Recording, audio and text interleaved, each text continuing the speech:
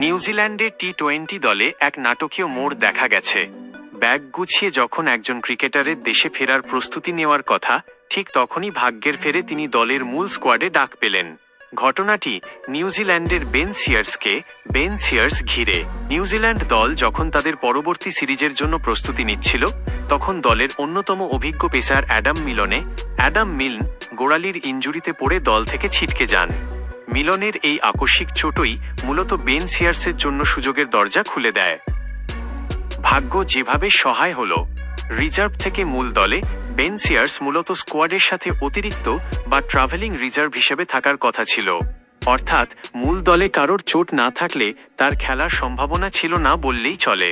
ফ্লাইটের প্রস্তুতি, সিরিজের সূচি অনুযায়ী তার দায়িত্ব শেষ করে দেশে ফেরার সব প্রস্তুতিই হয়তো নেওয়া ছিল, কিন্তু মিলনের ইনজুরি নিশ্চিত হওয়ার পর টিম ম্যানেজমেন্ট তাকে স্কোয়াডে অন্তর্ভুক্ত করার সিদ্ধান্ত নেয়।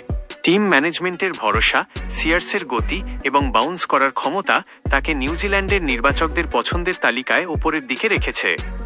কেন এই পরিবর্তন গুরুত্বপূর্ণ? নিউজিল্যান্ডের পেস আক্রমণে অ্যাডাম মিলনে একজন গুরুত্বপূর্ণ সদস্য ছিলেন, তবে বেন সিয়ার্স তার সাম্প্রতিক ঘরোয়া এবং আন্তর্জাতিক পারফরম্যান্স দিয়ে নির্বাচকদের নজর কেড়েছেন। সংক্ষেপে, ক্রিকেটে প্রায়ই বলা হয়, একজনের চোট অন্যজনের জন্য সুযোগ। সিয়ার্সের ক্ষেত্রেও তাই হয়েছে। যেখানে তার দেশে ফেরার ফ্লাইট ধরার কথা ছিল, সেখানে তিনি এখন প্রতিপক্ষের উইকেট উপড়ে ফেলার প্রস্তুতি নিচ্ছেন। নিউজিল্যান্ড ক্রিকেট বোর্ড আশা করছে, মিলনের অভাব পূরণ করে সিয়ার্স তার গতির ঝলক দেখাতে পারবেন।